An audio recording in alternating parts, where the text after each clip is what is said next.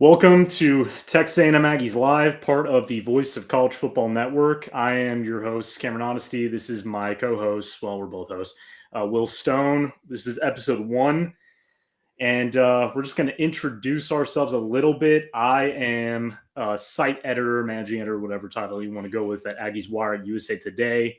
Will? Yeah, so my name is Will Stone, class of 15 from A&M. Have my own little podcast called The Ineligibles, and do some writing for SB Nation blog for A&M, Good Bull Hunting. Yep, perfect. So we are both A&M experts, I guess you would call us that, on a daily basis, keeping what's going on in the program in every aspect. Obviously, we were introduced this afternoon with breaking news that Texas A&M's head basketball coach after 6 seasons, Buzz Williams, has left the program. He is headed to Maryland, signing a 6-year deal, which was went widespread with reports throughout the week that he was a potential candidate. I'm gonna have to give credit to 24/7 Sports Jeff Erman, who is the main guy on this, who kept us all informed, basically saying that it was a tough process where I think they were kind of going through wanting a younger assistant to maybe take over the program, which that's what I kind of thought was going to happen. But obviously, Buzz was the, I guess, most experienced candidate, and he's had obviously a track record of building programs, and I guess that's where Maryland wanted to go. And it's a little confusing to me, but at the same time, I've heard a lot of people say this was just, one of those coaching moves where maybe they thought that he was going to get offers somewhere else and they just had to get him while they could. And, for A&M fans and those of us in the media who cover this team, were you really shocked? Because I'll be honest, I wasn't shocked that he left. I was a little shocked that he left for Maryland, but after, losing 8 seniors, especially Wade Taylor, who obviously is the all-time scoring record for the program, losing guys like Henry Coleman, Anderson Garcia, a ton of depth, 8 seniors in total. Were you really that surprised that he left? So I was not surprised that he left. I guess I was kind of surprised that Maryland took him. Maryland, their Big Ten program, a better basketball program, if we're being honest, than A&M is. Mm-hmm. And I think that's kind of like, yeah, they're trying to do things in football, but like basketball is probably bigger at Maryland or more important to Maryland than football is. So I just kind of figured, I think Buzz is a really good coach. Mm-hmm. I think he's got some solid credentials in history and track record, but I think it was going to be really awkward if he didn't leave in some form or fashion because Mm-hmm. it just seemed like he didn't really want to remain here. It seemed like the administration didn't want him to stay here either, but they didn't want to buy him out. He couldn't, if he didn't get this job, like where was he going to go? He's not going to walk away from this great contract that he's got. So not shocked that he left. I think it made sense for all parties involved, and except maybe Maryland. but I do like Buzz I love Buzz the person. I honestly do. I think he's a great guy and a great human being, and I wish him the best up at Maryland. But I think this is a really important hire. I think it's a big opportunity to do something really, really good for Trev Alberts. Yeah, and I mean, this is the second significant hire for Alberts. Obviously, when he left Nebraska, dealing with, I believe, he was in charge. I'm sorry, with the Mike Early hiring, and that was with the baseball program. Obviously, sorry about that.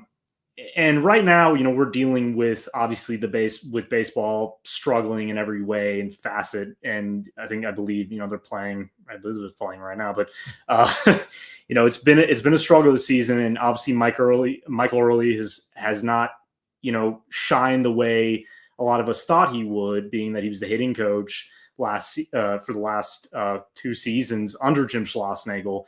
Obviously, people are judging Trev Alberts by that hiring decision. So he is going to be judged, with how he goes about this basketball search, because there are a lot of candidates that are going to check boxes in certain areas.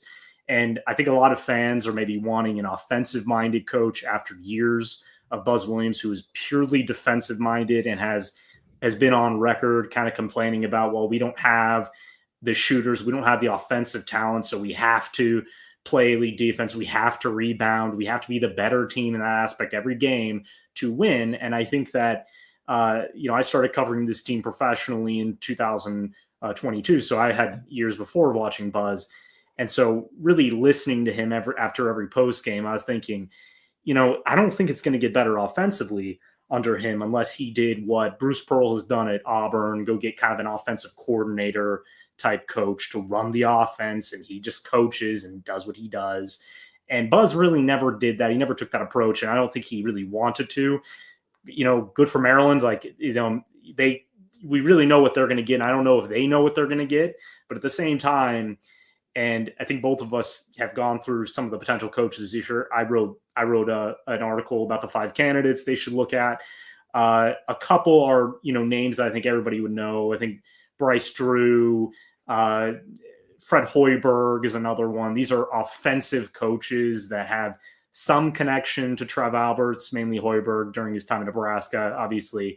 But I do think that fans should be prepared for a name that is a list of names that are underwhelming. And I just want to ask you, what's a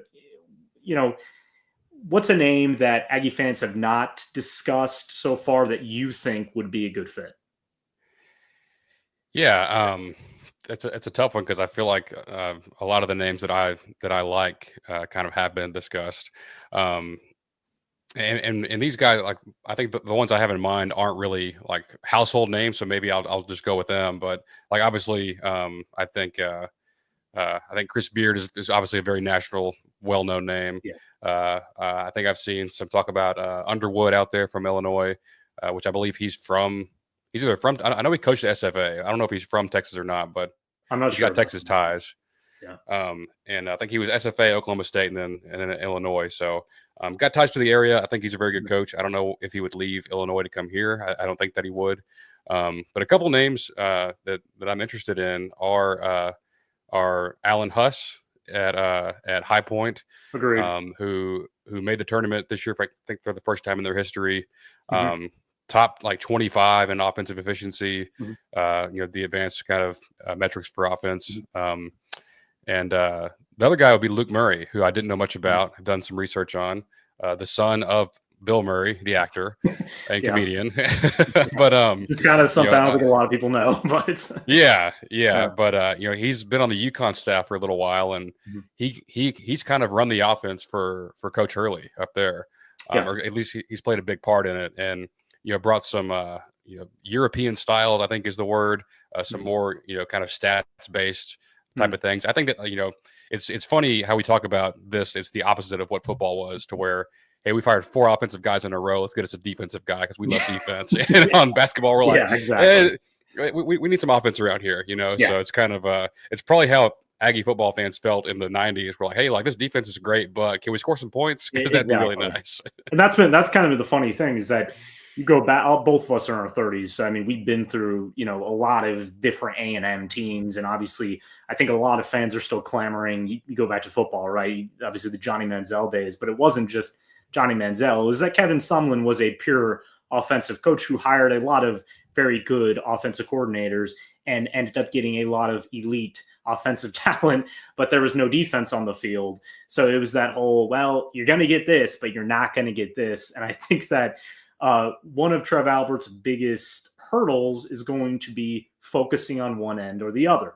And I think there's a lot of complete coaches out there that will be looking at A&M as just another step up because they're in the SEC. That's what I think a lot of people, because another name is Grant McCaskill, the head coach at Texas Tech. He's been thrown out there like Chris Beard. And, one of my editors at College Wire is a Texas Tech fan.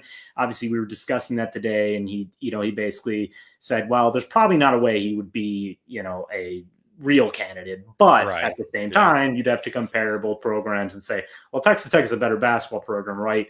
Because they've been to a national championship in the last, I think it was like 5 years or something. They just went to the Elite Eight. They were this close to going to the Final Four. And very close.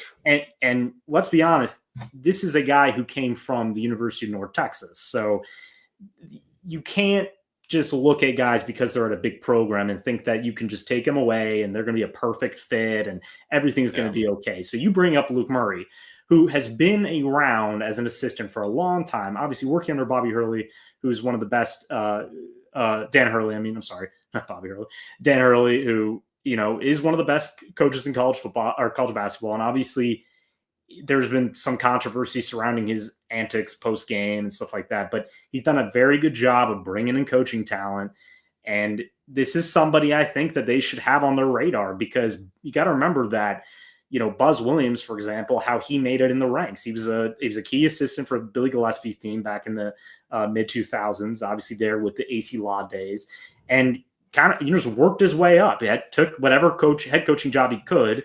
Obviously had the most success in Marquette, went to Virginia Tech, turned them around, and went to A&M and turned them around. And I think obviously people think that just because they never made it past the second round, he didn't rebuild A&M. Well, he did. He rebuilt A&M because, as you and I remember, this program was in the toilet after Billy Kennedy, who was a great coach, who obviously took them to their last Sweet 16, just could not recruit and rebuild this program after guys like Tyler Davis, DJ Hogue, Admon Gilder, and everybody had left the program after that, great team made their small run in the tournament. So it's hard to gauge what he's going to do specifically in terms of how he's going to look at this list of potential guys and think, what, should I just go young and say, screw it, just get a young guy who understands NIL, who understands the transfer portal, who's learned under great coaches, and put him in this job, which is still considered significant because, like we said, it's in the SEC. They've made 3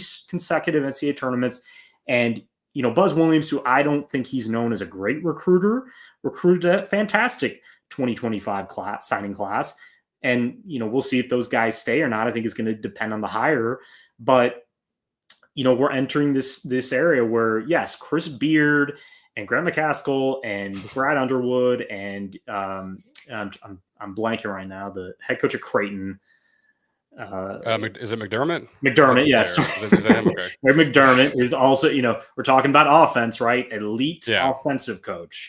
Some of the best ball movement and shooting teams you saw during the tournament. So that's what I would call shooting for the stars type hires. And then you've got kind of your mid-tier guys who have been with programs for as long as Buzz was with Texas A&M. They're also options. But then you got those young guys. And I'm going to keep saying Luke Murray because I've been following Luke Murray for a long time as a college basketball fan. And I just think that he knows enough and he's learned enough and he's been on the bench long enough, kind of like Alan Hole, who I think what people don't realize is, he's 56-15, I think, in 2 seasons with High Point. Like you said, he just took them to the first NCAA tournament. He is not, I wouldn't call him an elite offensive mind, but he's one of the better offensive coaches. And he was an assistant at Creighton. So he was an assistant under, again, one of the best offensive coaches. So they need to look at those areas and really beat those to death in terms of what do we want this program to look like? What kind of recruits do we want? Because the biggest question now, I'm going to lead into this, is Farrell Payne, and Solomon Washington are the only 2 key contributors that are slated to return. Do we believe that they're probably going to enter the transfer portal now? Or do we think that both those guys, who are very mature young men who obviously, are a year away from graduation and leaving for the NBA after, do we believe that they're kind of going to stay pat until this hire is made, or probably into the transfer portal? I think they'll at least hang around to see who gets the job. I think they've, at least on Solomon's point, like from his standpoint, like he got recruited here by Buzz. He's been here for 3 seasons. He's probably very comfortable here. And Farrell Payne only here for the 1 year, but I think the people running the program in Buzz's absence can at least. I think they can at least convince those guys to stick around until there's a concrete answer on who the next coach is. And they could both very well follow Buzz to Maryland for all I know. But I think, at least giving it a shot, and because there's still people like they're not just going, it's not like we've cut off contact with those 2 guys. Like people in the program are probably still talking to them, having conversations saying, hey, give us a chance. We really like you guys. We want to build around you. Let us, go make a hire and bring him in here, and then see what you guys think then. But I think in terms of what they will try to do, and I think most people will probably see this job opening and be like, oh, it's A&M. They're going to go throw a bucket of money at somebody and try to money whip them, which they kind of did with Buzz, but Buzz had ties here. And like all their past hires, like they took Billy Kennedy from Murray State. They took Turgeon from Wichita State. And, you know, I've got to give a credit to my managing editor, Good Bull Hunting here, because I was trying to put together the same kind of thought process. But you talk about McCaslin, you know, Tech hired him from UNT. Todd Golden coaching, you know, probably the second favorite to win the whole thing this year in Florida, in the Florida Gators. He was hired from San Francisco. Bama hired Nate Oates from Buffalo. Like, you don't have to go and try to money whip someone and spend a bunch of money and put all these, you know, like high expectations on a coach. Like, go do what you were doing before and go and get the next Nate Oates, the next Todd Golden, the next Billy Clyde. You know, like, go get that guy that's younger, you know, energetic, you know, offensive focused, like an Allen Hall, like a Luke Murray. And that's kind of how I would approach it if I'm A&M, because we've already done the whole, hey, let's spend some money and try to swing for the fences. I'm not against it, but in this situation with the current state of our finances, I would, you know, I'd call McCaslin, I'd call whoever else and give them a ring, see what's up. And if that answer is no, which it probably is, I would go to these more mid-major type coaches. Well, obviously Murray's at UConn, but like either a mid-major coach or a big-time assistant, which is definitely those two guys. Yeah, and that's the thing. I completely agree. Hopefully, for those watching and know Robert Barons, we are excited to have him on the show next week, which will be very fun. And we'll have a lot of things to talk about. Maybe even a new Texas A&M basketball head coach at that time.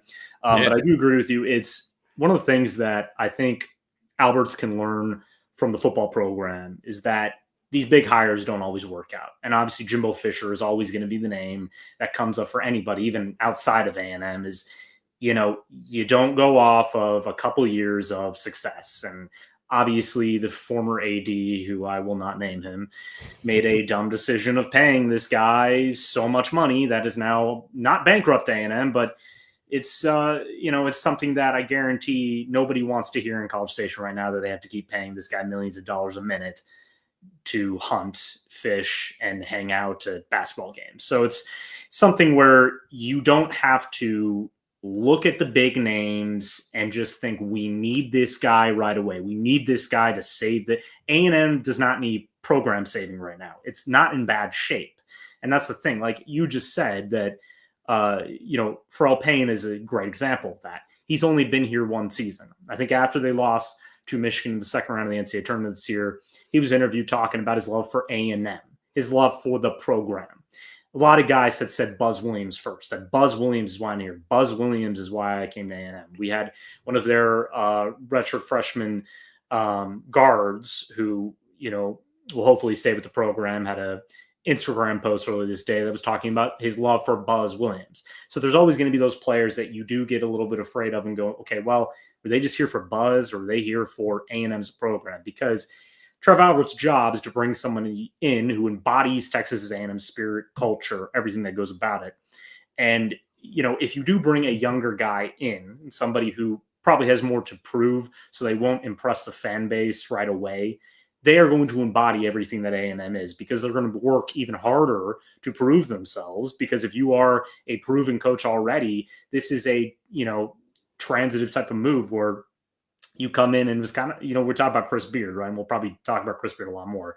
But with his controversial background, obviously the legal issues that, you know, took him away from Texas, obviously his departure there, going to Ole Miss. Going to Ole Miss was, he was trying to save his career. And so, you know, look, Ole Miss took a shot at a guy. They've done that over the years. They don't really care about press or bad press in terms of athletes or, you know. Their football coach is Lane Kiffin. Yeah, exactly, right? I mean, thank you for saying that for me. Yeah, let's be honest. They don't care about that kind of stuff. And that's the same with a couple programs in the South. So you're not, you don't look at that as Ole Miss saw through his controversy and they're just, they look at the bigger picture. It's like, look, he's a great coach. He's a great recruiter. He's obviously done a fantastic job in the transfer portal. So he checks all those boxes. He's got a $19 million buyout. So look, from my perspective, seeing Trev Alberts work, it's all about money with him, right? I mean, we saw even when he came in, there were a lot of people in the front office who got fired, lost their jobs because of, they just didn't want to have extra positions. He's kind of treating it like a business, which is his job, right? At the same time. But do we really think he's going to spend a ton of money just to get a big name to buy them out? He'll have to make a fantastic pitch and then they'll have to pay the money. So it's one of those things where would Chris Del Conte at Texas do that? Yes. That's who Chris Del Conte is. Like we remember the whole graveyard visit or whatever with Jim Schlossnagle, and he's going to get his guy, that type of thing. And it's like, look, that's good for them. But this is A&M's AD. You have to deal with it if you like him or not. So you have to be a little more realistic with how he's going to approach this. But one of the guys that I do feel is going to be a candidate that fans should get to know is Bryce Drew. Now, Bryce Drew, who I think if we're, I'm not that old, but my dad does remember that, the Valparaiso standout who made one of the great shots in the NCAA tournament. He was a first-round pick. Obviously, his NBA career didn't pan out as well, but, has had a great coaching career. He did have a stop at Vanderbilt, which I did actually write about today, where, it was not great, and he actually kind of got booted out of the SEC and had to take a lesser position at Grand Canyon. But all he's done at Grand Canyon is take him to 4 NCAA tournament games, and I think the second round last season. So, and I mean, every time basketball season is ending and the NCAA tournament is on the horizon, we're always talking about Grand Canyon being the potential. That's one of those teams, like they're always in the field. Yeah, they're always always there. Exactly, and I'm just like, and so when you see that, I'm thinking, why would he not be a candidate? Because we've seen that through the years that these guys come from the SEC ranks, and Gillespie, obviously. Billy Gillespie is a great example. Look, Gillespie's probably not coming back to A&M, let's be honest. But at the same time, we do remember how that ended, where, he went to Kentucky. That didn't work out. He's had the health problems, but he's had to reestablish his coaching ability, and he's had to reestablish, his profile in the national basketball world. So this is the type of position where a guy like Bryce Drew, who is a very good coach, who's obviously having to recruit players at Grand Canyon, which is tougher than recruiting players in the SEC. I think he's proven more of his worth. And I think that there are more, I see a lot of people after this happened, I think you and I both always look at the fans' reactions. And look, you're going to have a portion of the fan base who's just, good riddance, sayonara. We never wanted you here anyway, and then you're going to get the others who will miss buzz and think it's a mistake. And then others that are more rooted in reality of saying, look, this is probably who they're going to target because, we know that they're not going to, A&M never gets big names. They never get the guys we want. But at the same time, there are more probably available coaches out there that A&M would, more than likely take that can end up being as or more successful than Buzz Williams that a lot of people aren't talking about. Yeah, I think Bryce Drew's a very sneaky name to watch in all this. Some people will have a ridiculous standard of like we can't hire a coach that got fired by Vanderbilt, while disregarding all the other good things that they've done, in their careers. So I think, he may not be the first person they call, but I bet he gets a phone call at least, if maybe if their first one or two guys don't take the job instantly, which probably won't happen. But I've got some thoughts on the whole money situation. I was talking to a buddy of mine earlier to where A&M was in this pickle with Buzz's buyout. Like they couldn't, if they wanted to fire him, they couldn't fire him. And I feel like Trev Alberts is getting a little too much heat for some of the things happening right now. Like it's not Trev Alberts' fault that Jim Schlossnagle left. It's not Jim Schloss, or it's not Trev Alberts' fault that we paid Jimbo and are paying Jimbo a crap ton of money to not coach here anymore. Yeah. So you have the Jimbo buyout. You have the ongoing effort to ramp up NIL spending and funds in football and baseball, which our fan base got really, really into, you know, in the past couple years. And something I forget about is like we have had massive facility upgrades in the past 5 years. Like A&M has the best indoor football facility in college athletics. Oh yeah, and probably better than a lot of pro teams, if I'm being honest. That stuff costs money. Like there's probably, you factor in that Kyle Field, the Bright Complex, that's probably $1 billion in money spent to upgrade the concrete in College Station. And I think it's great. I think it's an awesome thing to have, you know, be able to support our players and give them, you know, everything that we can. But and then on top of all this, next Monday, I believe, is the announcement of the results of the House settlement that's going through the Supreme Court, right? Or not the Supreme Court, but the California court, and they're going to rule on schools paying players directly, upwards of $21 million.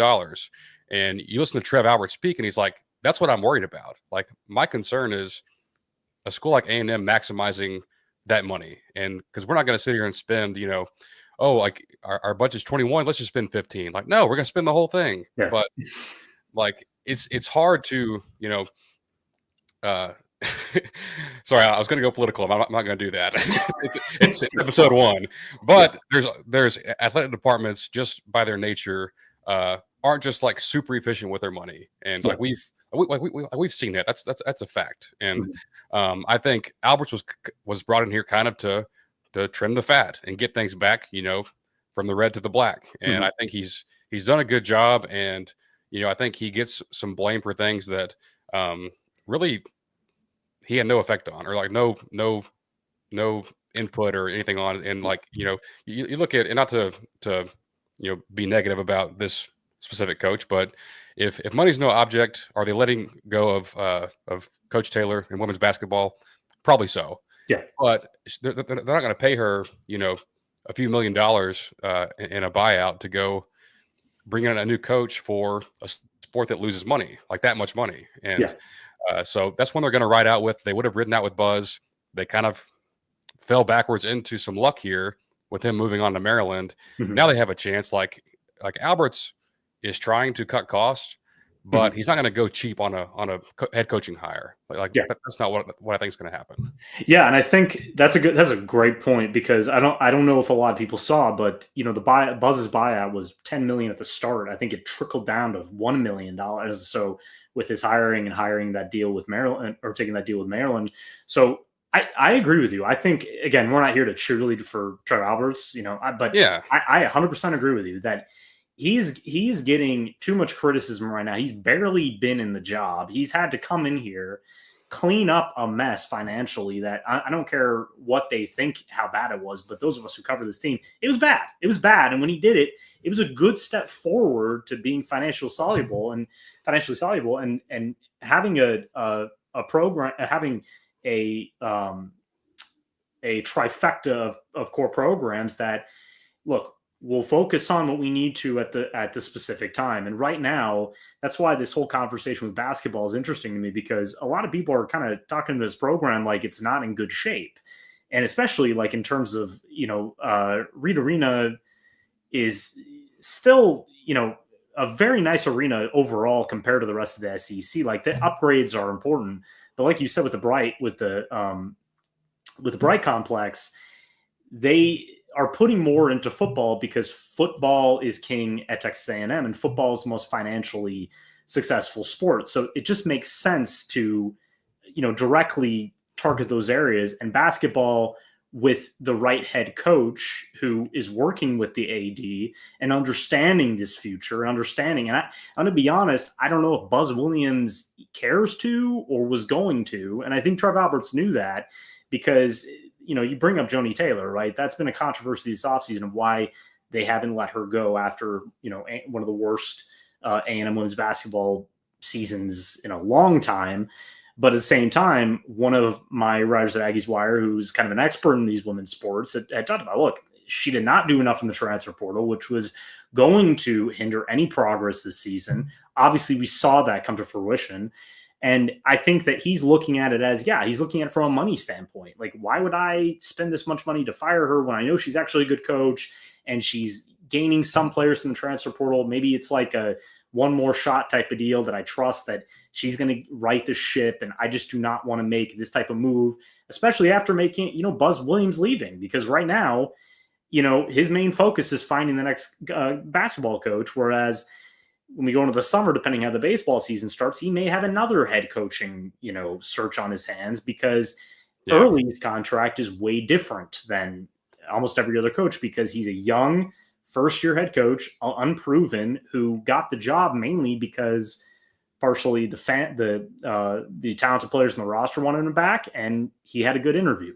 So I don't want to get mathematical in here, and I'm trying to avoid that because I don't know if people want to talk about that, but I just want to say, like, it makes sense. And I think people should just put their thinking cap on for a second when talking about Alberts and just kind of wait it out, because it's less than 24 hours before Buzz Williams is left.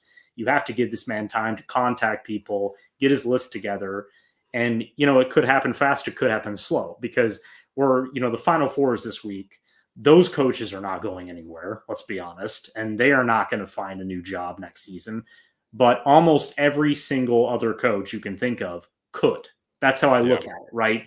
Because, and that's kind of funny how it worked out, that all these number one seeds, you look at that coaching, all 4 coaches, and you think, okay, those guys wouldn't be going anywhere in the next 2 to 3 years. But everyone else, they're up for grabs. And Alberts knows that. He's looking at it from a financial standpoint as well as a program fit. So we'll see how that works.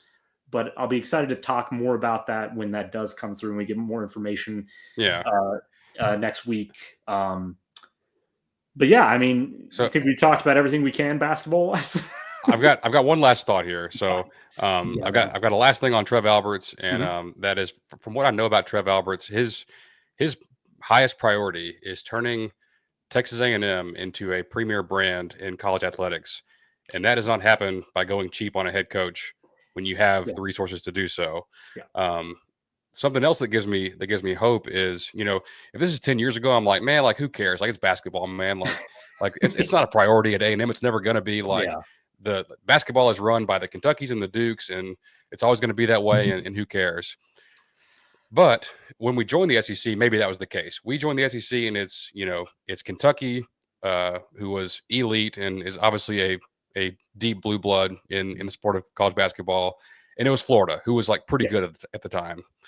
Since then, you've had teams not just in the SEC but in Texas as well, like with Baylor, who's been a growing basketball school since Scott Drew got there.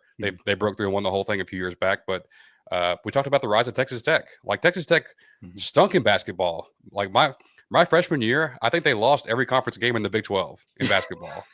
And now they're like a basketball school. You look at schools like Auburn and Tennessee and Alabama, like, basketball was not even a second thought when like 10, 15 years ago at those schools. So with things changing and, with NIL, with transfer portal, with, being able to compensate athletes, schools like A&M could really benefit from that. Obviously football, but it's a sport like basketball where we're not historically, haven't historically been a very successful program, but like, you can take a page out of the Tennessee or Auburn playbook and be like, hey, if we get the resources to get the right coach, you can go from like, hey, we make the tournament every couple of years to, hey, we're like a Sweet 16 favorite pretty much year in and year out. Yeah, and it's, again, Texas Tech is a great example, and I get that. Texas Tech is really an outlier in terms of they were extremely forgotten in both core sport. Well, they were pretty good at baseball for a little bit. They had that stretch run, but at the same time, when you throw money at a program and you hire coaches that you feel are ascending stars, and Chris Beard was one of those guys back then, and then you just you understand, what is your fan base like? How do they kind of divide their attention, right? And I think we've seen with A&M specifically that the attention, yes, football is still number one, but baseball was tied with them for a little bit. Obviously, right now, it's not that the love of the program has gone down. It's just the excitement has gone down significantly outside of watching Terrence Keel tear it up, right? So it's just one of those things where, it's a right now thing where you just need to look at this season specifically, and I get that this was the last season for Wade Taylor and all those guys that have been here for 3 to 4 years.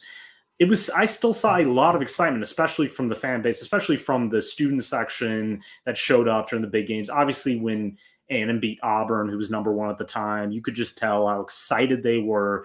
Basketball can be great here, and it was great here. I don't know if it was great. I don't know if it was like, almost tied with football, but it was always ascending in terms of the popularity and the excitement. And I remember even covering this last basketball season going into the summer and the fall. There was a lot of excitement. There were a lot of fans going, hey, what's going on with basketball? Hey, what's going on with the transfer portal there? So they care. And so if you get this hire right and combine with Trev Albert's, knowledge and understanding the future of the sport and what he has to do to continue, making Texas A&M a success in every aspect of their athletic program, it's not as difficult as people think it is. There's a lot of options. We've ran through a couple, well, at least 5 of them. And again, it's going to take some time, but at the same time, I think he deserves the benefit of the doubt to just make a good decision. And if you don't like it right away, you got to give who they hire at least a year or two. The same with Mike Elko. We'll get to that, I guarantee, throughout the next couple of months concerning his, how divided the fan base is after 1 season with him. But it's the same thing, with Elko specifically. I think what I saw that I think most of the fan base saw, which was a good sign for him, was, when they finished the season 1-4, obviously you go into the winter off season where the fan base is as low as it's been, obviously losing consecutive games. But he went out and hired one of the key defensive minds, up and coming defensive minds, to the coaching staff, and basically told us, look, I'm going to have more of a hand in the defense in a problem area that led to almost every loss last season. He went out to try to fix it. That's what you want. And so you got to hire coaches like that who are going to be proactive when there are problems, because Buzz Williams is an example of every season they had some of the worst 3-point shooting teams.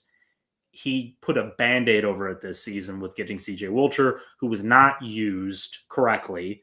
And if he was used correctly, who knows what could have happened with A&M in the tournament. But he wasn't. And you could always tell that Williams just kind of said, look, this is who we are. That was always, this is who we are. And I'm like, no, it's not. It's not who you are. Like, you can go out and fix these problems. So get coaches like that. That's what I'm saying. Get coaches that are going to fix their that are going to realize they have issues, not just the fans yelling at them and saying, fix this. But maybe that's what it takes sometimes. I'm going to be honest. They tell us that's my job, right? They always say, it's your job. You should tell them. Like, look, he may read what I say, but that's not my job. I'm not going to tell him to do. But anyways. I think something for sure next week that we'll get into with Robert is just kind of the overall vibe of the fan base. I think you and I have kind of discussed that a little bit off air.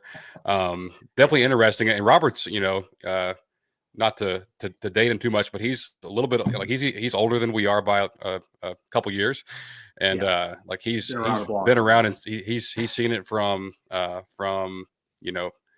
Fran days to Sherman to up until now, and we'll kind of get his thoughts on how things are going with the fan base. But it's a very unique time, and like I think so. I'll go ahead and say this: if you're listening to me for the first time ever, I am an objective person when it comes to this kind of stuff. I try to be objective as I can, but I am a positive person just in general. I choose to see the upside and positive things in everything that I can. That's just how I'm wired. So I think what I see with this fan base and the overall feeling of it right now, the mood, the vibe, I think it can be a good thing and a driver for change in the overall, personality of the A&M fan base and our athletic department. And we want more. Like, we demand excellence, and there's no reason why we shouldn't have that. Like, if we were some, I'm not going to name any program here, but if we were some school with no money, and with no money and 5,000 and 5,000 alumni and mediocre fan support, I'd be like, if we win a game in anything, that's great. I'm happy, but we're not that. We're the largest, enrollment of any college in the country. We have a deeply passionate fan base who loves this program and loves these sports.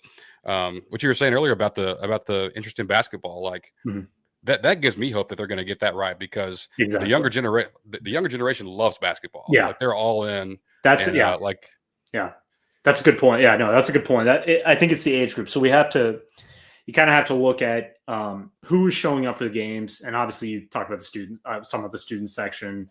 These are, 17, 18 to 22-year-old kids. And you're right. That generation loves basketball. I'm a football guy, played football, obviously. Same. Love football. Like basketball in terms of my likes, not my professional, covering, but, I like basketball. I've enjoyed it. I've enjoyed A&M basketball, right? You got watching it for years.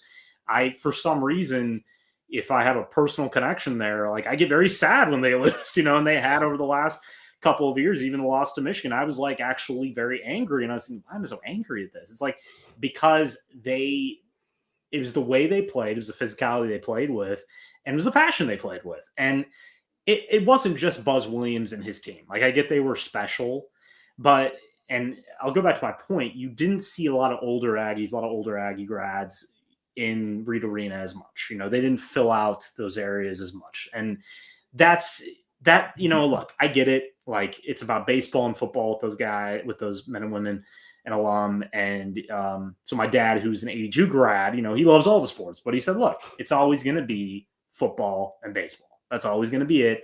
But basketball has a chance to really do something big in this day and age with the recent success, because again, the recent success matters. I get Buzz Williams, the one who led them to 3 consecutive NCAA tournaments, but again, he's just not doing that alone. It's program backing. It's obviously the transfer portal, getting guys from the transfer portal. That's not just him. That's also the program itself. So getting a guy, like I said, someone who can utilize the transfer portal is actually number one in my opinion, because they're going to have that this offseason with over 15 roster spots that they need to fill based on guys that could end up transferring. Obviously, Payne and Washington, we'll see that the next couple of days or so or weeks. But anyways, yeah, I think that kind of cleared it up. This is the early stages right now. Obviously, if we get a announcement, we will discuss that as soon as possible, but who knows when that will come. Shifting gears right now. So it's spring football season. Obviously, we're a couple weeks in. Haven't learned a ton, but Mike Elko has given a couple press conferences, which, as always, I would say that I like him much better in terms of how he communicates, how the team is doing than Buzz Williams did. Or I'm sorry, not Buzz Williams. Jimbo. Well, Buzz Williams too. But might be both, yeah. Both. They're kind of the same. Jimbo Fisher did over the years. A lot of coach speak that fans who have probably played for coaches like that in their high school days. The standard is the standard. Oh, God, yeah. Look, I get it. Sorry. Coach speak is its own language. I'm going to be honest. It's just like, we need to be better in this area. We need to tackle better. Fine. But, obviously, execution. Oh, man, that was the word of the freaking era. It's execution. Yeah, every loss. I mean, you could lose by 40 points. It's lack of execution. What was it? I'm sorry. I'm blanking right now. Was it the inches? Is that it? Get those inches? Oh, yeah. You got to find the inches. Find the inches. Well, then we had Elko last year saying to focus on what's 6 inches in front of your face. Which that kind of it's a pretty. They have some similarities here and there. I get that they're both coaches, but at the same time, I think you're right though. Yeah, like you do get more out of Elko, and like you get more get meaningful. Yeah. Especially off season. Like you're getting. I mean, I think for those of us who cover this team, whether you're up close, whether you're from afar, and especially the fans, what they want to know is progress. Who is making progress? And what we've heard so far, and we've known going into the season with everybody who's returning, that A&M's strengths, again, are going to be on the offensive line with almost everybody returning outside of a couple depth pieces. Obviously, the running back room is healthy. It is as deep as it's ever been, in my opinion, with having Le'Veon Moss healthy back from his knee injury. Ruben Owens, who wasn't 100% healthy, obviously returned after missing the entire season against Texas and USC for a couple of reps. And then you've got Amari Daniels, who, again, don't run him on 3rd and goal against Texas's defensive line, but still a very valuable, running back piece, a very skilled back who is useful in the passing game. And then you've got 2 freshmen who I personally am very excited about. And those are the areas that he has discussed with ease, talking like this is our identity, especially with Colin Klein of offensive coordinator Colin Klein of this is what we want to do. We want to run the ball. We want to utilize play action, and we want to get Marcel Reed into a comfort zone. Now, why I'm just mentioning Marcel Reed, I get that we should be talking about Marcel Reed every second, every day, every time we're on here for 2 hours. But I'm not going to do that. I don't think Will wants to do that either, because we're going to have plenty of time to talk about his maturation and, how he's improving as a passer and his footwork. And I think the one thing we should get out of the way is Ruben Owens' comments. I think it was last week. We already discussed that. I think we discussed that last week, right? But basically saying that Marcel Reed is doing good, but he just needs to play. He needs to throw with more confidence, basically saying, look, you can rip it, but you need to play like a guy who has been, in an air raid offense and knows he's going to throw the ball 50 times a game. I think that's kind of how he looked at it. Like, you need to be that confident because everything else about you is great. You're a fantastic athlete. We know your ball skills. We know that, Jimbo Fisher recruited you not just because you can run, but because you can pass. He throws a nice ball. Accuracy needs to improve.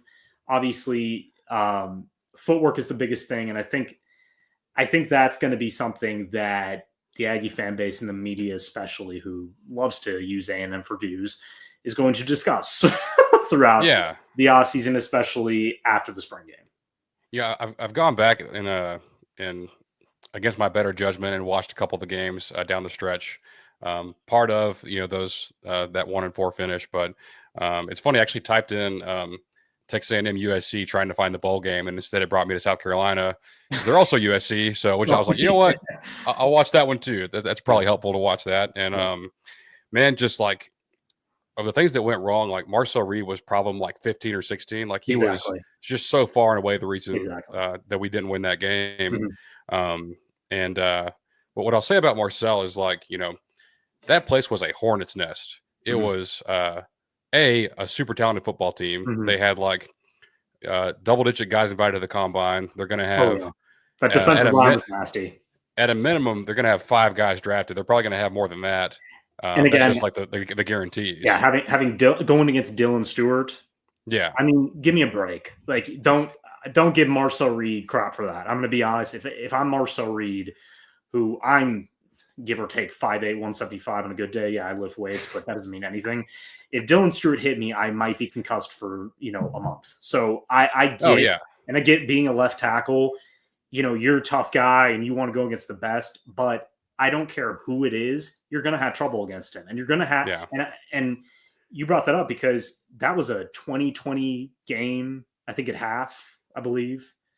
Yeah, and it down by like 20-7. It should have been at minimum a 2017 A&M lead. Mm-hmm. It could have been even more. There's a big turnover. I think Cassius Howell caused a fumble from Sellers and returned it to like the 30-yard line. At a minimum should have been 23-17, and mm-hmm. then that play is nullified due to holding. That gives them the ball at like the 20-yard line. They kick a field goal, tie game, and then we don't score again the rest of the game. But mm-hmm. I'll tell you what frustrates me about that game is I listen to a lot of NFL draft podcasts. I'm a Cowboys fan. Sue me, I know everyone hates the Cowboys. Cowboys fan, yes. Oh hell yeah, Cameron. But every time a player, a defender from that game gets brought from, or a defender from South Carolina gets brought up, whether it's T.J. Sanders, Nick Emmanwori, Kyle Kennard, they're like, man, like. They really had a great game against A&M. I'm like, yeah, we know. Like, it was just, incredibly bad luck to where the whole defense decided to play with their hair on fire. Yeah. And like some of the plays they made, like they didn't do it for the rest of the year, and they're great and they're great players. But what I'm trying to say is like that was a very, very damn good defense. Mm-hmm. And obviously a quarterback that weighs 240 and runs probably a 4.4 if we're being honest when he gets out and going. So bad situation, but you look at Marcel and like he's cool and calm, and I know I think in his development, like his deep ball, if he gets that going, he's going to be very, very dangerous because his short and intermediate, like he's got that on lock. Like he is throwing bullets in that game and in the bowl game and some other games as well. But I watched those two recently, and that really stood out to where, he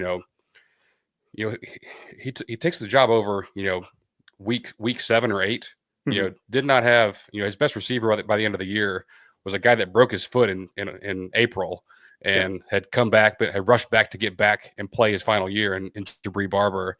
There's no chemistry there. There's no, continuity. And, he's throwing to him. He's throwing to Cyrus Allen and Trey Watson, all these guys. And like, these guys are fine players, but I think A&M has really done a good job upgrading the speed at the skill spots. You talk about those running backs. I think they were all excited last year about Le'Veon Moss, Ruben Owens as a Thunder and Lightning. Yeah. And I think you get them back healthy, and obviously Ruben's there. I think Moss will be there in short order. That's huge. You get your offensive line back healthy. Mark Naboo, Chase Basantis back fully healthy from that ankle. And then you got some real speed on the outside. You have Craver from Mississippi State, Concepcion, NC State, Bethel Roman, Isaiah Williams. Like there's Amari Niblack, like at tight end. Like there's just a lot more speed. We'll see about the ability from actually playing the receiver position. But I think if Colin Klein can't take what he's got right now and make this into a top 25 offense, I got some big issues. I got some big issues with that. And that's kind of the point I'm getting. We'll cover the defense before we leave here, but it is one of those seasons where I kind of entered. I remember covering the USC game, the bowl game. The way they lost, I think Marcel Reed had that excellent drive running it in to take I believe it was like a 5-point lead or something. Obviously the defense secondary was horrible in that game. Des Ricks, who we'll probably talk about a lot throughout the year and how they're going to use him, was horrible, had one of his worst collegiate games. And, that's an area that obviously will be addressed more than anything, I think, and even going to the spring portal. But I think every fan is 100% focused on how this offense is going to look. And I think one of the games to go back to is Texas A&M's win over Missouri last year. Granted, Connor Wegman was in the game, but it was the way that offense was rolling. And it was the way that they were utilizing the passing game. Wegman is could be a great quarterback. Obviously, he's been dealing with injury issues. I'm personally excited to watch him at Houston. I want to see that kid flourish. Same. I want to see him have success because he's been dealing with so much adversity. But you can take him out of that and insert Marcel Reed and put a more confident passer in Marcel Reed going into next year. Run that same offense with better weapons of wide receiver. Obviously, you went down that list. Casey Concepcion is going to be the number one guy, who's already ascending this offseason. All we hear is good things about him. But I wrote an article the other day about Mario Craver, and he was a guy who Elko had stated was the hardest guy to cover for any of his corners. That included Will Lee. I picked up on that when he said that. And that's some huge praise. I mean, that's the thing. Like Casey Concepcion came into this program. No, I mean, we all knew how good he was because you go to YouTube, and if you didn't watch North Carolina State ever, he's a kick returner. He can play the slot. He can play the X. He can play the Z. He can do anything. He can play running back. He's a running back. Yeah, he's got that skill set too. So he is your number one guy. We all know that because especially with Noah Thomas leaving and transferring to Georgia, we knew that Concepcion was going to be the number one guy. But I always was focused on guys like Bethel Roman, Isaiah Williams, and especially Mario Craver, who Craver is so young. And the way he was used in that RPO offense with Mississippi State, which, was very annoying to watch when A&M played them, even though A&M kind of smothered them defensively at the end of the game, he was killing them, and I think he only had like 3 receptions, but he was breaking loose. He was beating everybody because he's got that type of next level speed when he's really integrated an offense correctly. And I think that Klein, that is so true that, we had a lot of people asking for, thinking that Klein was a fireable candidate after one season. I hate to break it to you, that was never going to happen. I get some programs do that, but you can't judge him when he loses Le'Veon Moss, who already losing Ruben Owens, and then only having really Amari Daniels and then a walk-on as your key backs. And it's like, you completely ruin the system. And I get people think you need to adjust. Like, you're an offensive coordinator, adjust, make him a good passer. It's like, that's not how it works, because when you have a system in place and you have the quarterback who just doesn't have enough reps to change on a dime when needed, it's not going to look pretty. But we still saw production, especially against Auburn in their, quadruple overtime loss, which I don't want to relive that, but you still saw strides. You saw strides from Marcel Reed, who layered balls, who was, again, he was working with a very underwhelming wide receiver unit with a lot of small, kind of twitchy guys, but they weren't game-breaking with game-breaking speed.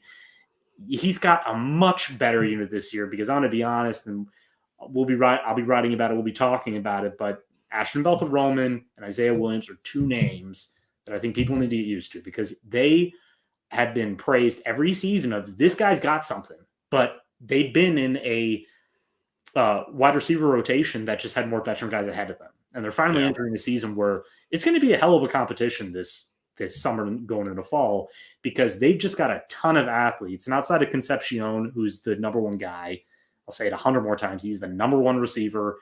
That's the only cemented position right now. He has zero excuses. I agree with you. Barring injury, he has zero excuses for A&M not to be one of the best offenses in the SEC. And I can honestly say that, because when you have depth in those areas at running back, you have the blockers up front, and you have speed at wide receiver, Marcel Reed is a good enough quarterback to get that done, honestly. Absolutely.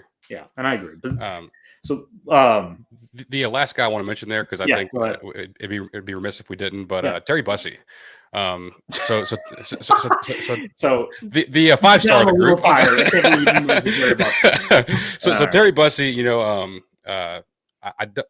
I've made this point before, but like, I think the fan base just in general isn't always aware, unless it's season ending.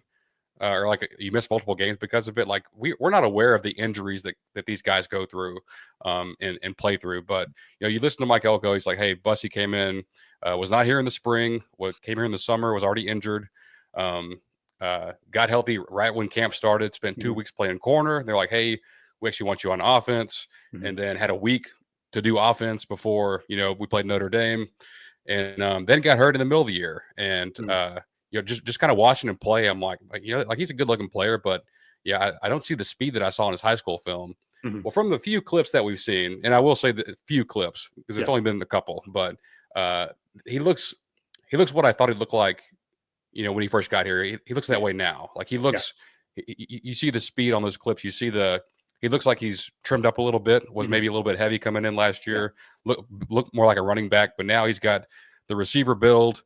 I think he is one of the X factors on the team of like, hey, if Terry Bussey turns into like a quality like receiver, not just an athlete, but like actual like receiver with the nuances of route running and that kind of thing, that's a huge thing for this offense and gives you just so many weapons. Yeah, I apologize. Oh God, I forgot. It's going to happen a couple times throughout this year where we forget players on the roster, and I completely agree. He is a guy that will contend for starting time. He's really just too talented, and I think it was always going to take a year for him to get integrated into this offense correctly, because I think Elko juggled with that, because when you get elite versatile prospects, and there's a couple guys in the 2026 class that we've been talking about. Lamar Brown is one of them that hopefully we can have on the show soon to discuss his versatility. And I think he had a tweet out there was kind of hilarious, choosing between DL and offensive line, because he just knows he's that good. He can play both positions at the next level. And Terry Bussey is one of those guys who could be an elite corner. He could be an elite corner. He could be an NFL cornerback, in my opinion, based on the tape I saw at high school, based on his back pedal, his ball skills, his instincts, and his overall speed. But I think Elko was very, very smart, and I think that's something that fans should appreciate with Elko, is that he's looking at this offense needs to improve. So why would I take a guy like that and put him on defense? I'm going to be honest, because look, I get that some of those prospects are thinking about NFL future, that what position am I going to be picked high in? Look, whatever position you thrive in, go with that position. Bussey has already shown in multiple games last year, He is a proven commodity. He has great hands. He is a determined player. He has become a better route runner, like you said, and he looks way faster and much healthier this year. And I think we've seen some of the route running and stuff in the spring clips, but he is always going to get more coverage than anybody else because of his recruiting pedigree. And so when I was mentioning Bethel Roman and Isaiah Williams, these were 4-star guys, obviously, who had a lot to prove, but they brought a lot of speed and a lot of potential. But Terry Bussey is always going to be the guy of, is he going to take that next Travis Hunter step? That's a lot of pressure to have. Can he be that guy? I don't know, because this isn't the same system that Colorado runs where it's just throw to Travis Hunter when he's open. It's not that system. And, if A&M's kind of had that with Johnny Manziel and Mike Evans, but, Johnny Manziel did throw it to a lot of receivers, but Mike Evans was that guy who's he just killed everybody in coverage because of his height and his speed and his catch radius. And not that Terry Bussey is that guy, but he's built like a semi truck. I mean, that dude is just built. I mean, he could run you over because he has that kind of running back build to him. And like I said, he's very smooth in his transitions. His footwork is great. And we've already seen, I mean, he's kind of just, slithering in there, and he looks like a guy that will make an early impact instead of kind of showing up late. Because we always knew last season he was going to make some splash plays, some nice catches, but he was never going to be a big part of this offense. I think he's determined to be, I mean, again, A&M finished 1-4. He could have transferred. He could have left. He could have said, you know what? I'm too good for this. I'm going to go somewhere where they're going to use me like Travis Hunter was used or something. He didn't do that because he trusts that Colin Klein is going to use him correctly and that he's going to have a very, very good season because they just – I will give Klein credit. He knows how to use his athletes. He does. That's the one thing. And Amari Niblack is somebody who we didn't even mention yet, who was a former Alabama and Texas tight end, Steve Sarkisian didn't play him a lot last year because he just couldn't really block. Well, A&M they're going to teach him how to inline block, but they really wanted him because of his receiving skills. He's another guy that Elko has mentioned that Klein loves and that really wants to join Theo Malin Ostrom and become that elite tight end receiving duo. And there's a lot of potential there. So again, I think that what we're really discussing here is more athleticism, more speed, more athleticism, more depth. That's what A&M needs. Before we go, let's talk about the defense a little bit. Obviously, that is an area where I know personally I've been covering throughout the offseason, the lack of defensive line depth. Obviously, the secondary saw an infusion with Humphrey, Julian Humphrey from Georgia, who is going to contend for that number 2 corner spot. Obviously, Will Lee returning after a great season last year. He's projected to be that's so big. Oh, that's so huge. Big for them. I mean, that's the thing. I think I would love and I would love to just highlight how good he was, while we do this show in the future, because I don't think a lot of people realize he was one of the best cornerbacks in the country. He was virtually a shutdown guy on the outside, and he knows that he's got a great NFL future. Like he coming back was a great decision, because he's got first round potential, because that's a big need in the NFL every year for teams. And he's got a chance to be that shutdown guy again. And when you have a shutdown guy like that, everybody else kind of improves if you got enough depth. And they've got some, but I still would love to see Elko add another corner, because Tyreek Chappelle is coming off of an injury. That's another big return. But, he's been dealing with injuries the last couple of years. I wouldn't say he's not reliable, but it is something to look at. And then you've got guys like Javon Thomas and Bravion Rogers who still have a lot to prove as former 4-star cornerbacks. I'd like to know your opinion on how do you think Elko is going to address this D-line interior, specifically the interior defensive line, defensive tackle, nose tackle depth issue going to the spring portal? Yeah, it's like you read my mind. It's so strange to say this about an A&M team, because I feel like for so many years now we've just been so deep at that position, at defensive tackle, and we put out some really, really solid players. It's great NFL players. I mean, you look at Justin Matabike and the contract he signed last year. I think is among the tops at that position. I think Bobby Brown's doing some nice things. I think McKinley Jackson started flashing for Cincinnati down the stretch last year. And now, like the thing is, like, you lost Shamar Turner, who was a good player, had some questionable Penalty antics issues. that we're not going to get into. Like, that's behind us now, thankfully. But he's a good player, very disruptive. I think Rodis Johnson for you last year was a quality depth piece as your fourth guy there. But it honestly is. I think D tackle is the biggest question mark I have about the team in general. Like, I think I've been championing Albert Regis for years. I think he's awesome, not just as a football player, but also as a person. Whenever you hear him speak, like, I've been meaning to put a tweet out about this because I think it'll go viral. But Albert Regis led the country in batted passes from a defensive lineman last year with 8.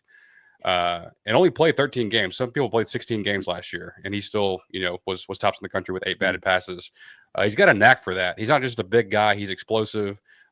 He's quick-footed. He can disrupt things, but also big enough to be the anchor. I think David Hicks, listed at 10 pounds heavier than last season. I think you can kind of see some of that as a bigger guy. Incredibly strong and powerful. I think he will. I think it's time for him to really take a step.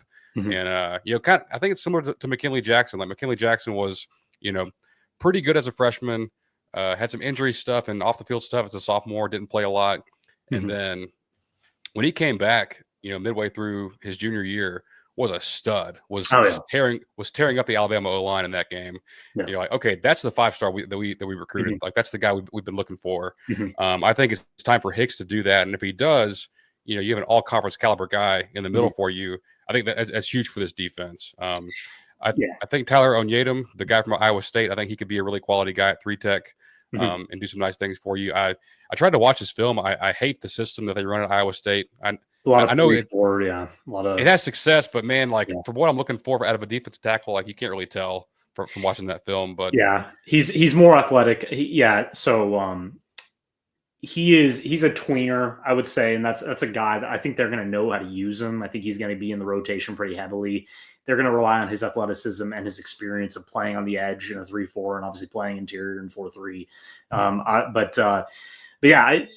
agree with you there. I mean, the biggest thing that's going to hinge on the success in the trenches is going to be I know that Albert Regis is going to take that next step. He's just that type of player. We've seen that, and I think McKinley Jackson is a great example of taking that final step towards an elite play that's going to get you drafted and get you into an NFL roster and keep you on an NFL roster. And I think he knows that that's his track right now. He's going to have a lot of time. He's going to be a starter. He knows that really because there's not a ton of depth behind him, this is his time to shine. And Hicks has yet to live up to that 5-star status. We have to remember, we get enamored with every recruiting class, right? But he was one of the most elite prospects at any position. I mean, this was a game record type of player. This was a guy that it came down to Oklahoma and Texas, which we've seen that now a couple times with Jonathan Hatton. And OU was furious they lost it. Oh yeah, they were livid. They were livid, and I mean that. And there's a reason for that, because this was a guy who you watched his tape. I'm not saying he's Myles Garrett, but he was running over everybody. I mean, this was somebody that you thought could go into a system right away and earn a starting position. It hasn't been that, but he's shown flashes, and he showed a couple last year. But I think that it may benefit both him and Albert not to have as much depth behind them, because it may force them to play better early. I mean, I've seen that with some players. Obviously, it could lead to injury and stuff like that. But at the same time, I think it's a better unit than people think. I just believe that because A&M had so much depth in the interior last year, and they had that star power up front with Scorton and Turner and Stewart in his flashes. But, I think they were enamored by that. And I don't know what kind of players are going to be out there this spring that Elko could bring in and just add more size. But I think that's the focus. Add more size, add more, lunch pail type guys, so that you don't go into fall feeling like, we can't afford an injury here. Because I think they have the talent up front, and I think we haven't even gotten to the edge rushers that they got in the transfer portal. But guys like TJ Searcy, guys like Dayon Hayes, the kid from Georgia. I can never name. Samuel Mpemba. Samuel Mpemba. Yeah, I can never pronounce his name correctly. These are all guys who have shown plenty of flashes this spring. They bring plenty of size and strength. They, obviously, two guys from the SEC, so that's not something that you have to worry about. So he may, to be honest, being that the edge depth is so immense, you may see some guys shift inside more if they don't end up adding more guys. It's just going to be a situation where, look, you always have a weakness in some area of your team, right? That's always going to be the case. You're not going to go in with full strength everywhere. Not even Georgia has that. And Texas definitely does not have that this year. I really don't care to talk about that, but they don't. But so it may just be something that Elko has to deal with. But look, we have a lot of time in between when the portal closes. We also have the spring game coming up on the 19th. We're going to see some, the tape's not going to give a lot away. But right now, I'm not thinking this is a huge problem. I'm just thinking it's something to look at. And it's something that you can. Yeah. It's something that you can get better and address if the right guy comes along. I will say, if you're going to do that in the spring window, you better have your checkbook ready, because if I go back to last year, and in the spring window, a defensive tackle from TCU by the name of Dominic Williams enters the portal, and LSU's all over him, Texas all over him. Yeah, just an all-out, straight up bidding war for his services. Really nice looking player. Mm-hmm. Ends up at Oklahoma, and he was good, But the thing is, I'm curious to see if these other guys, if there is any other guys that enter the portal in the spring to kind of get that benefit of, hey, like, I'm the only guy on the market, and like, I'm the only 330 pounder that's available right now. Like, let's see if I can get LSU or A&M to take a look at me, that kind of thing. But it's definitely something to watch for sure. Yeah, and that's the thing. I do trust. That's the area I do trust, and I think that offensively, that was the area, especially in the wide receiver rotation, they wanted to have solved. Like, they wanted that solved completely going into the season, because that was the biggest problem they had. So if you, and I know fans want something to complain about, that's fine. Everybody does. But this is an area that I would trust Elko, that he knows what he's doing. He's done it before. He knows who to talk to. He's been running defenses his entire life, his entire coaching career. He knows that he has some depth problems. He knows that he needs maybe one more big boy inside. And so, I don't know, give him a little time. Give him time. Like, we're going to hear more from when they do one of the final press conferences sooner than later, where he will likely be asked about that. But overall, I just don't worry about this team right now. I'm going to be honest. I know people should, but there's a lot more to worry about in A&M athletics. Yeah. But I do think that the football program is in pretty good shape. I think that they have to prove a lot on the field. But right now in the spring, the entire point is kind of analyzing what they have right now and what they look like right now and what the vibes are and everything. And so far, there's not a lot of negatives coming out of College Station right now. That, from anybody I've talked to, this is a team that is pretty confident, and it comes from the top down of, look, we had a horrible finish. We aim to finish better. Good starts are good starts, and we know that we need to be good in these areas specifically, especially offensively, and having depth on offense is even more important than depth on defense sometimes, in my opinion. I know some people will differ with that. But this team especially, because at the end of the year, teams are going to deal with injuries. But if you can win up front and you have the athletes to get it done and win in tight games, then you're going to be fine. And they just didn't have that last year. And because we kept talking about just how much talent they had on the defensive line. Well, not even those guys really showed up that much at the end of the year. So it's about, what are we going to see? What trends are we going to see? But so far, so good in my opinion. It's just too early for me. I mean, there's a lot that we have to dissect.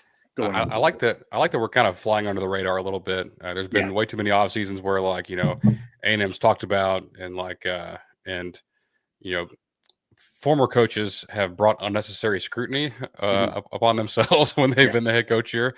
Not the case with Elko. I think he's a pretty straight shooter, and goes about things in a very blue collar workmanlike way. And that doesn't get clicks, which is I'm totally fine with that. Like, I don't want clicks, I want wins. I don't think I think that's his approach. That's always been his approach. And I think he knows. I mean, that's what's crazy to me. It's almost like they want him to come out there and talk about how much they sucked at the end of the year. Like, we just sucked. I mean, we were horrible in every area. And I'm like, look, he's not going to do that. He knows that it was a problem, and he knows what it's doing to the fan base. And he doesn't want that to happen again. So that's all he can do. All he can do is coach this team and assemble a team that he believes is good enough to contend with a very tough schedule, which we will get into probably next week with Roberts. I mean, we can probably talk about that. We're getting closer and closer to talking season, and that's time. But I agree with you. Even covering this team, I like to throw under the radar because, clicks are clicks and attention is attention. But for those of us who really see the potential with this team, and there's a lot of potential with them, those who don't, that's fine, because there's a lot of teams next season that are not going to get any attention preseason that are going to surprise. And yes, Arch Manning is the greatest college quarterback to ever play. And how many games has he played so far? I mean, that's what I keep hearing. I'm like, was I in a coma? Like, I don't remember him doing that much, but look, he's the talk of everything right now. I saw one of their recruiting guys or whatever, just posted a photo of him drinking water and goes, "Here's Arch Manning."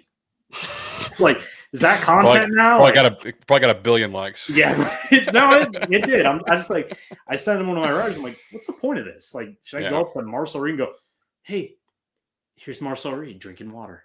Yeah, winner. Oh man, that's where we're at right now. So I'm with you on that. Under the radar is good. I want to, and if I'm hearing that, Marcel Reed needs to work on his footwork, that's great. That's great. Work on your footwork. Anyways, I hope you enjoyed. Those who watched our first show at Texas A&M Aggies Live, we will be coming at you every Tuesday night at 7 p.m. Central Time, 8 p.m. Eastern Time. You can follow me on X at Cameron Ohnysty. You can follow Will at Will Stone CFB. That's right.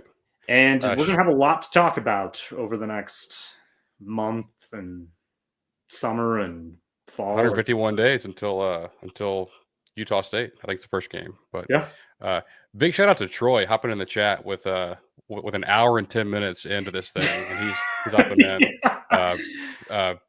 That's commitment right there. Our first good to have you, Troy. Listener. I like that profile picture with the Rangers. I think I just missed out on a complete game shutout by Evaldi. So I heard Jace Loveland had a great game, which was nice to see. We'll hopefully my writer is covering that tonight. We have those. That's going to be the baseball season this year. Midweek, elite team, and then keep playing.